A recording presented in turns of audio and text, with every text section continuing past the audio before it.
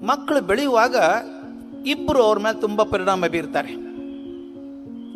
15 ವರ್ಷ ಆಗೋ ತನಕನೂ ಅತ್ಯಂತ ಪ್ರಭಾವ ಬೀರುವಂಥ ಇಬ್ಬರು ಅಂದರೆ ಮನೆಯಲ್ಲಿ ತಂದೆ ತಾಯಿ, ಶಾಲೆಯಲ್ಲಿ ಶಿಕ್ಷಕರು.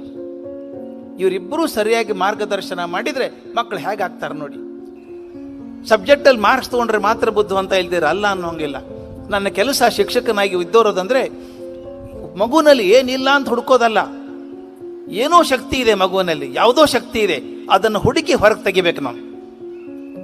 ಮಗುವಿನಲ್ಲಿ ಶಕ್ತಿ ಇದೆ, ಹೊರಗೆ ತೆಗೆಯೋದು ಅದನ್ನು ನೀವು ಮಾಡ್ತೀರಿ ಅಂತ ನಂಬಿಕೆ ಇದೆ. ಪಾಲಕರು ಮತ್ತು ಶಿಕ್ಷಕರು ಇಬ್ಬರು ಸೇರಿ ಮಾಡಬೇಕಾದಂಥ ಕೆಲಸ. ಅದನ್ನು ನಾವು ಸಣ್ಣ ಘಟನೆ ನಂದೇ ಹೇಳಬೇಕು. ಧಾರವಾಡದಲ್ಲಿ ಓದ್ತಾ ಇದ್ದೆ ನಾನು. ಕೆ ಬೋರ್ಡ್ಸ್ ಹೈಸ್ಕೂಲ್ ಅಂತ ಬಹಳ ಪ್ರಸಿದ್ಧ ಶಾಲೆ. ಆವಾಗ ಅದು ಬುದ್ಧಿವಂತರ ಶಾಲೆ ಅಂತ ಹೆಸರು. ನಾನು ಯಾಕೆ ಸೇರ್ಕೊಂಡೋ ಗೊತ್ತಿಲ್ಲ. ನಮ್ಮ ಹೆಡ್ ಮಾಸ್ಟರ್ ಇದ್ರು. ನಮ್ಮ ಹೆಡ್ ಮಾಸ್ಟ್ರು, ನೀವು ಪುರಾಣದಲ್ಲಿ ಕತೆ ಕೇಳಿರಬೇಕು, ದೂರ್ವಾಸ ಅಂತ. ಭಾರಿ ಕೋಪ ಮಾಡ್ಕೊಂಡು ಬೇಗ ಬೇಗ ಶಾಪ ಕೊಡುವಂಥ ಮನುಷ್ಯ ದೂರ್ವಾಸ. ನಮ್ಮ ಹೆಡ್ ಮಾಸ್ಟರ್ ದೂರ್ವಾಸನಕ್ಕಿಂತ ಒಂದು 100% ಜಾಸ್ತಿ ಕೋಪ. 100%. ಅವ್ರು ಹೇಗೆ ಅಂದ್ರೆ ಎದುರಿಗೆ ಬಂದು ಹುಡುಗನ ಕರಿಬೇಕು, ಬರ ಇಲ್ಲಿ ಅಂತ ಕಪಾಳಿಗೆ ಬಂದು ಹೊಡಿಬೇಕು. ಏನು ಹೆಸರು ನಿಂದು ಅಂತ ಕೇಳಬೇಕು. ಹೊಡೆದ್ಮೇಲೆ ಅವ್ನು ಹೇಳ್ಬೇಕು, ನೀ ಹೋಗು, ಅವ್ನು ಕಳಿಸು ಅನ್ಬೇಕು. ಆ ಥರ ಕೋಪಿಷ್ಟ ಮನುಷ್ಯ. ಅವ್ರ ಹೆಸರು ಕೇಳಿದ್ರೆ ಹೆದರ್ತಾ ಇದ್ವಿ ನಾವು. ಬಟ್ ಒಳ್ಳೆ ಟೀಚರ್. ನಾನು 9th ಸ್ಟ್ಯಾಂಡರ್ಡ್ ಕ್ಲಾಸಲ್ಲಿದ್ದಾಗ ಕ್ಲಾಸಲ್ಲಿ ಕೂತಿದ್ದೀನಿ. ಅಟೆಂಡರ್ ಬಂದು ಒಂದು ಚೀಟಿ ಕೊಟ್ಟೋದ ನನ್ನ ಮುಂದೆ. ಅದ್ರಲ್ಲಿ ಬರೆದಿತ್ತು, ತರಗತಿ ಮುಗಿದ ಮೇಲೆ ಹೆಡ್ ಮಾಸ್ಟರ್ನ ಭೇಟಿ ಆಗ್ಬೇಕಂತೆ ಅಂತ. ಎದೆ ಹೊಡೆದು ಹೋಯ್ತು ನಂದು. ಹೊಡಿತಾರೆ ಅಂತ ಗ್ಯಾರಂಟಿ. ಯಾಕೆ ಅಂತ ಗೊತ್ತಿಲ್ಲ. ಯಾಕೆ ಕರೆದ್ರು ನನ್ನ? ಮುಂದಿನ ತರಗತಿ ಪಾಠ ಅರ್ಥವೇ ಆಗಲಿಲ್ಲ ನನಗೆ. ಕ್ಲಾಸ್ ಮುಗಿದ್ನಲ್ಲಿ ಏನು ಮಾಡಬೇಕು, ಹೆಂಗೆ ಪಾರಾಗಬೇಕು ಇವ್ರ ಕಡೆಯಿಂದ ಅಂತ ವಿಚಾರ ಮಾಡ್ತಿದ್ದೆ. ನಿಮ್ಮ ಕಣ್ಮುಂದೆ ಚಿತ್ರ ಬರಬೇಕು. ಹೆಡ್ ಮಾಸ್ಟರ್ ರೂಮಿಗೆ ಹೋದೆ. ಹೋಗುವಾಗ ನಡ್ಕ ನಮಗೆಲ್ಲ. ಬಾಗಿಲು ತಟ್ಟಿ ಒಳಗೆ ಹೋದೆ. ಅಲ್ಲಿ ಪ್ರಿನ್ಸಿಪಾಲ್ ಕೂತಿದ್ದಾರೆ. ಅವ್ರ ಮುಂದೆ ಒಂದು ಟೇಬಲು, ಅದ್ರ ಮುಂದೆ 3 ಕುರ್ಚಿ ಅತಿಥಿಗಳು ಕೊಡೋದಕ್ಕೆ. ನಾನು ಒಳಗೆ ಹೋಗಿ, ಸರ್ ಕರೆದ್ರಂತೆ ಅಂದೆ. ಒಳಗೆ ಬಾ ಅಂದರು. ಒಳಗೆ ಕಾಲಿಟ್ಟೆ. ನೋಡೋ, ಕೇಳೋದು ಪ್ರಶ್ನೆ, ಕನ್ಸಲ್ಟೇಷನ್ ಇಲ್ಲ, ಡೈರೆಕ್ಟ್ ಆರ್ಡರ್ಸ್ ಅವ್ರದ್ದೆಲ್ಲ. ಇಲ್ಲೋಡೋ, ಮುಂದಿನ ವಾರ ಇಂಟರ್ ಸ್ಕೂಲ್ ರೆಸಿಟೇಷನ್ ಕಾಂಪಿಟೇಷನ್ ಇದೆ. ನೀನು ನಮ್ಮ ಶಾಲೆಯನ್ನು ಪ್ರತಿನಿಧಿಸಬೇಕು. You should go and speak about Antony. Julius Caesar ನಾಟಕದಲ್ಲಿ ಆಂಟೋನಿ ಸ್ಪೀಚ್ ಅಂತಿದೆ, ಅದನ್ನು ರಿಸೈಟ್ ಮಾಡ್ಬೇಕು. ನೀ ಹೋಗಿ ಪ್ರಾಕ್ಟೀಸ್ ಮಾಡ್ಕೊ ಹೋಗು ಅಂದರು. ಆರ್ಡರ್. ನನಗೆ ಬಹಳ ಹೆದರಿಕೆ. ಸ್ಟೇಜ್ನಲ್ಲಿ ಹೋಗೋದಕ್ಕೆ ಹೆದರಿಕೆ ಇತ್ತು. ನಾನು, ಸರ್ ನನಗೆ ಬೇಡ ಸರ್ ಅಂದೆ. ಅವ್ರ ಕುರ್ಚಿಯಿಂದ ಎದ್ರು. ಏನಂದಿ ಅಂದರು. ನಾನು ತಿಳ್ಕೋಬೇಕಾಗಿತ್ತು, ದಡ್ಡ, ನನಗೆ ಗೊತ್ತಿಲ್ಲ. ಮುಂದೆ ಬಂದರು. ಈ ಕನ್ನಡ ಕತ್ಕೊಂಡು ತಲೆ ಮೇಲೆ ಇಟ್ಕೊಂಡ್ರು. 2ನೇ ಇಂಡಿಕೇಶನ್ ಅದು. ಮುಂದೆ ಬಂದರು. ಏನಂದಿ ಅಂದರು. ನಾನು ಹೇಳಿದೆ, ಸರ್ ನನಗೆ ಬಹಳ ಹೆದರಿಕೆ ಇದೆ ಸರ್. ನನಗಿಂತ ಚೆನ್ನಾಗಿ ಮಾತಾಡೋರು ಇಷ್ಟೇ ಅಂದಿದ್ದೀನಿ, ಪೂರ್ತಿ ಸೆಂಟೆನ್ಸ್ ಮುಗಿಸಿಲ್ಲ ಇನ್ನು. ಎಡಗ ಎತ್ತಿ ಪಟಾರ್ ಅಂತ ಬಳ್ಳಿಗೆ ಎಣ್ಣೆಗೆ ಹೊಡೆದ್ರು.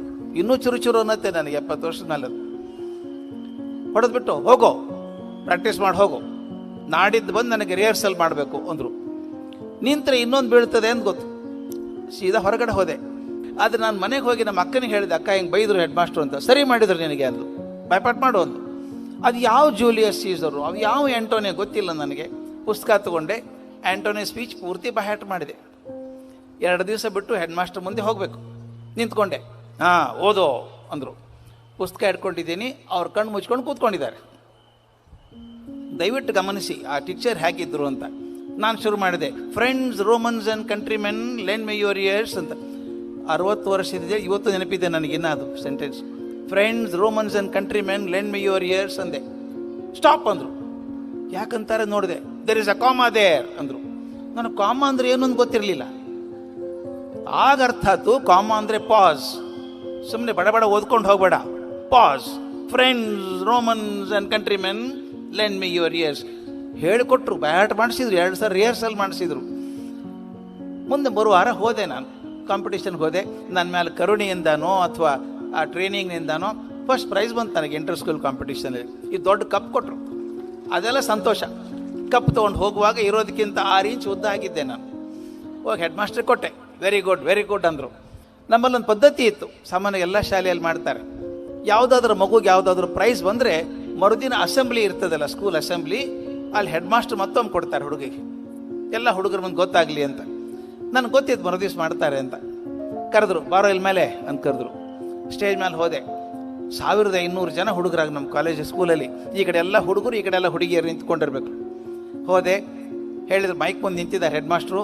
ಮೊನ್ನೆ ಹೋಗಿದ್ದ ಇವನು ಆಂಟೋನಿ ಸ್ಪೀಚ್ ಹೇಳ್ದ, ಫಸ್ಟ್ ಪ್ರೈಸ್ ಬಂದಿದೆ, well done, very well done ಅಂದರು. ಎಲ್ಲರೂ ಕಪ್ ಚಪ್ಪಾಳೆ ತಟ್ಟಿದ್ರು, ಕಪ್ ಕೊಟ್ರು ಇನ್ನೊಂದು ನನ್ನ ಕೈಯಲ್ಲಿ. I was on cloud 9. ಭಾರಿ ಖುಷಿಯಾಗಿತ್ತು. ಅಷ್ಟೇ ಆದರೆ ಚೆನ್ನಾಗಿತ್ತು. ಹೆಡ್ ಮಾಸ್ಟರ್ ಮುಂದೆ ಮೈಕ್ ಇದೆ ಅಂತ ಅವ್ರು ಮರ್ತಿದ್ರೋ ಮುದ್ದಾಮ್ ಮಾಡಿದ್ರೋ ಗೊತ್ತಿಲ್ಲ ನನಗೆ. ಮೈಕ್ ಆನ್ ಇದೆ. ನನಗೆ ಕೇಳ್ತಾರೆ, ಮೊನ್ನೆ ಕಪ್ಪಾಳಿಗೆ ಹೊಡೆದ್ನಲ್ಲ, ಭಾಳ ನೋವು ಆತೇನೋ ಅಂದರು. ಎಷ್ಟು ಕೆಟ್ಟ ಅನಿಸ್ತು ನನಗೆ, ಯಾಕಪ್ಪ ಜನ್ಮ ಬಂತು ಅನಿಸ್ಬಿಡ್ತು. ಆವಾಗ ಹೊಡೆದದ್ದು ಹೆಡ್ ಮಾಸ್ಟ್ರಿಗೆ ನನಗಿಬ್ಬರಿಗೆ ಗೊತ್ತಿತ್ತು, ಇಡೀ ಶಾಲೆ ಗೊತ್ತಾಯ್ತು, ಅದರಲ್ಲೂ ಹುಡುಗಿಯರಿಗೆಲ್ಲ ಗೊತ್ತಾಯ್ತಲ್ಲ ಹೊಡೆಸ್ಕೊಂಡಿದ್ದಾನೆ ಅವನು ಅಂತ. ಭಾರಿ ಕೆಟ್ಟ ಅನಿಸ್ಬಿಡ್ತು ನನಗೆ.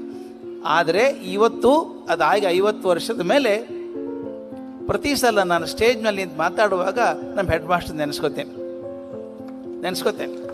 ಇವತ್ತು ನಾನು ಧೈರ್ಯ ಕೊಟ್ಟದ್ದು ಅವರು, ಇಲ್ದೇ ಮುಂದೆ ಬರ್ತಿರ್ಲಿಲ್ಲ.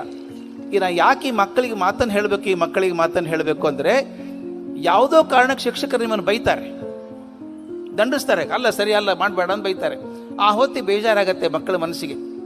ಈಗ ಅಂದ್ಬಿಟ್ರಲ್ಲ ಕ್ಲಾಸಲ್ಲಿ ಟೀಚರು ಬೈದ್ಬಿಟ್ರಲ್ಲ ನನಗೆ ಅಂತ. ತಪ್ಪು ತಿಳ್ಕೊಬೇಡಿ. That is the point of turning point for your life. ಇವತ್ತು ಗೊತ್ತಾಗಲ್ಲ, 20 ವರ್ಷ ಆದಮೇಲೆ ಆ ಮೇಷ್ಟ್ರು ಬೈದದಕ್ಕೆ ನಾನು ಸರಿಯಾಗಿದ್ದೀನಿ ಅಂತಾಗತ್ತೆ. ನನ್ನ ಜೀವನಕ್ಕೆ ದಾರಿ ತೋರ್ಸೋಕ್ಕಿರುವಂಥ ಗುರುಗಳು, ಶಿಕ್ಷಕರು, ಅವ್ರು ಎಂದೂ ಸುಮ್ಮನೆ ಬೈಯಲ್ಲ ನಿಮ್ಮನ್ನು. ನಮ್ಮ ಜೀವನವನ್ನು ಪರಿವರ್ತನೆ ಮಾಡೋದಕ್ಕೆ, ಸರಿಯಾದ ದಾರಿ ತರೋದಕ್ಕೆ ಹೇಳ್ತಾರೆ. ಅದು ನೆನ್ಪಿಟ್ಕೊಳ್ಳಿ. ಆ ಕ್ಷಣಕ್ಕೆ ಬೇಜಾರಾಗಿರುತ್ತೆ ಮಕ್ಕಳಿಗೆ, ಆದರೆ ಮುಂದೆ 10 ವರ್ಷ ಆದಮೇಲೆ, ಅದಕ್ಕೆ ಹೇಳ್ತೀನಲ್ಲ, the footfalls of values are always identified in the hindsight. ನಮ್ಮ ಜೀವನದಲ್ಲಿ ಮೌಲ್ಯ ಯಾವಾಗ ಬಂತು ಅಂತ ಗೊತ್ತಾಗಬೇಕಾದ್ರೆ ಒಂದು 15 ವರ್ಷ ಆಗಬೇಕು. ಮಕ್ಕಳು ಬೆಳೆಯುವಾಗ ಇಬ್ಬರು ಅವ್ರ ಮೇಲೆ ತುಂಬ ಪರಿಣಾಮ ಬೀರ್ತಾರೆ. 15 ವರ್ಷ ಆಗೋ ತನಕನೂ ಅತ್ಯಂತ ಪ್ರಭಾವ ಬೀರುವಂಥ ಇಬ್ಬರು ಅಂದರೆ ಮನೆಯಲ್ಲಿ ತಂದೆ ತಾಯಿ, ಶಾಲೆಯಲ್ಲಿ ಶಿಕ್ಷಕರು. ಇವರಿಬ್ಬರೂ ಸರಿಯಾಗಿ ಮಾರ್ಗದರ್ಶನ ಮಾಡಿದರೆ ಮಕ್ಕಳು ಹೇಗಾಗ್ತಾರೆ ನೋಡಿ. ಎಲ್ಲೋ ರಾಮೇಶ್ವರಂದಲ್ಲಿ ಓದಿದಂಥ ಹುಡುಗ ಕಲಾಂ ಆಗಿ ರಾಷ್ಟ್ರಪತಿ ಆಗೋದಾದರೆ, ಕೇರಳದ ಅತ್ಯಂತ ಬಡ ಕುಟುಂಬದಲ್ಲಿ ಹುಟ್ಟಿದಂಥ ಹುಡುಗ KR ನಾರಾಯಣನ್ನಾಗಿ ರಾಷ್ಟ್ರಪತಿ ಆಗೋದಾದರೆ, ಪಂಜಾಬದ ಯಾವುದೋ ಹಳ್ಳಿಯಲ್ಲಿ ಓದಿದಂಥ ಹುಡುಗ ಜ್ಞಾನಿಯಾಗಿ ಮನಮೋಹನ್ ಸಿಂಗ್ ಆಗಿ ಪ್ರಧಾನಮಂತ್ರಿ ಆಗೋದಾದರೆ, ಅಲಹಾಬಾದ್ ಪ್ಲಾಟ್ಫಾರ್ಮಲ್ಲಿ ಚಹಾ ಮಾರ್ತಿದ್ದಂಥ ಹುಡುಗ ಇವತ್ತು ಪ್ರಧಾನಮಂತ್ರಿ ಆಗೋದಾದರೆ, ನನಗೊಂದು ಆಸೆ ಇದೆ. ಯಾಕೆ ಹೇಳ್ತೀನಿ ಮಾತನ್ನಂದರೆ, ಶಿಕ್ಷಕರು, ಪಾಲಕರು ಅಯ್ಯೋ ಇವನೇನಾಗ್ತಾನೆ ಬಿಡ್ರಿ ಅನ್ನೋದು ಬೇಕಾಗಿಲ್ಲ. ಆ ಮಗು, ಆ ಹುಡುಗ ಭಾರತದ ಅತ್ಯಂತ ದೊಡ್ಡ ನೇತಾರ ಆಗ್ತಾನೆ ಅಂತ ನಾವು ಮನಸ್ಸಿಟ್ಕೊಂಡು ಮಾಡಿದರೆ ಖಂಡಿತ ಆಗತ್ತೆ. ಈ ಘಟನೆನ ನನಗೆ ಡಾಕ್ಟರ್ ಕಲಾಮೆ 10 ಸಲ ಹೇಳಿದ್ದಾರೆ. ಅವ್ರ ಜೊತೆಗೆ 15 ವರ್ಷ ಬದುಕಿದವನು ನಾನು.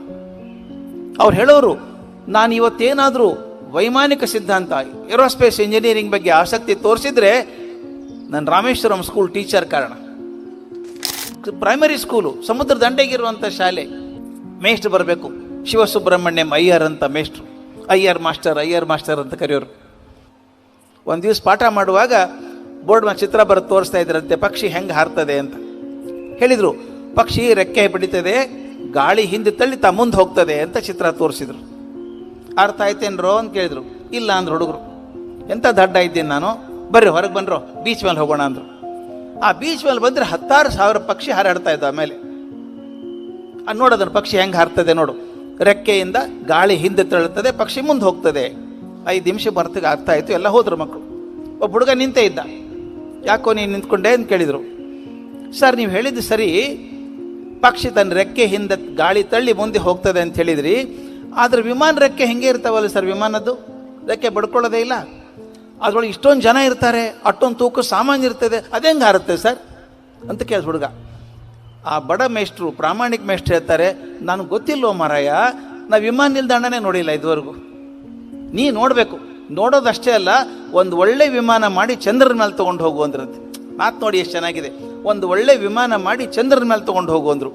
ಆ ಮನಸ್ಸಲ್ಲಿ ಕೂತ್ಕೊಂಡ್ಬಿಡ್ತು ಹುಡುಗನಿಗೆ, ವಿಮಾನ ಮಾಡಬೇಕು ಅಂತ. ಇಂಜಿನಿಯರಿಂಗ್ ಮಾಡಿದ, ಅಮೇರಿಕಕ್ಕೆ ಹೋದ, ನಾಸಾದಲ್ಲಿ ಕೆಲಸ ಮಾಡಿದ, ಮಿಸೈಲ್ಸ್ ಅಂತ ಕಲ್ಕೊಂಬಂದ, ಭಾರತಕ್ಕೆ ಬಂದ ಮಿಸೈಲ್ ಮ್ಯಾನ್ ಆಫ್ ಇಂಡಿಯಾ ಆದರು, DRDOದಲ್ಲಿ ಡೈರೆಕ್ಟರ್ ಆದರು, ಭಾರತ ರತ್ನ ಆಗಿ ಕೊನೆಗೆ ಡಾಕ್ಟರ್ ಅಬ್ದುಲ್ ಕಲಾಂ ರಾಷ್ಟ್ರಪತಿ ಆದರು.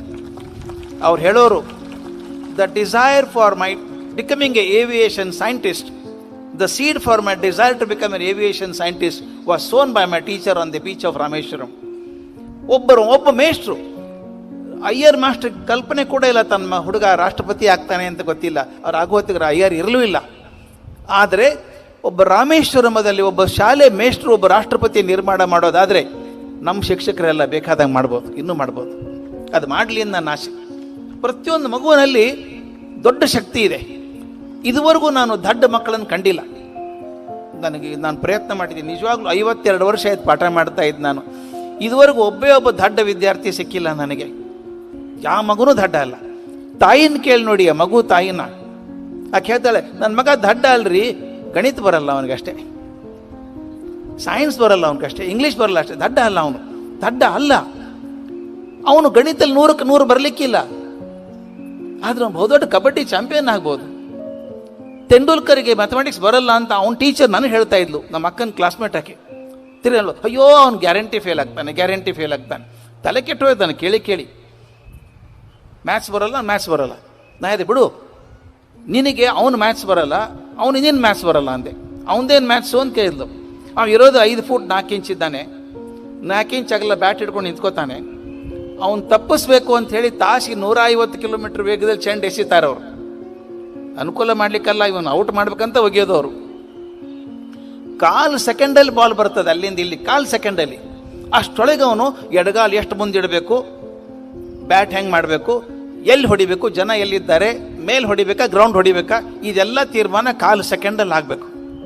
ಪಟಾರ ಅಂತ ಹೊಡೆದ ಅಂದರೆ ಬಾಲ್ ಬೌಂಡ್ರಿ ದಾಟಿದಾಗ 106 ಕೋಟಿ ಜನ ಎದ್ದಂತ ಲವ್ಲಿ ಶಾಟ್ ಅಂತಾರೆ.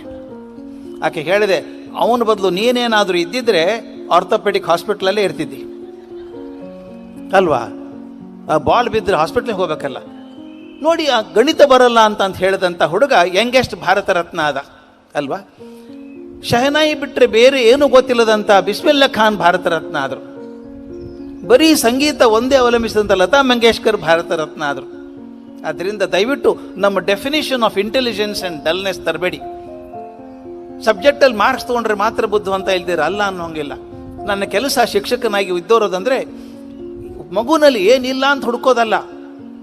ಏನೋ ಶಕ್ತಿ ಇದೆ ಮಗುವಿನಲ್ಲಿ, ಯಾವುದೋ ಶಕ್ತಿ ಇದೆ, ಅದನ್ನು ಹುಡುಕಿ ಹೊರಗೆ ತೆಗಿಬೇಕು ನಾವು. ಮಗುವಿನಲ್ಲಿ ಶಕ್ತಿ ಇದೆ, ಹೊರಗೆ ತೆಗೆಯೋದು ಅದನ್ನು ನೀವು ಮಾಡ್ತೀರಿ ಅಂತ ನಂಬಿಕೆ ಇದೆ. ಪಾಲಕರು ಮತ್ತು ಶಿಕ್ಷಕರು ಇಬ್ಬರು ಸೇರಿ ಮಾಡಬೇಕಾದಂಥ ಕೆಲಸ ಅದನ್ನು.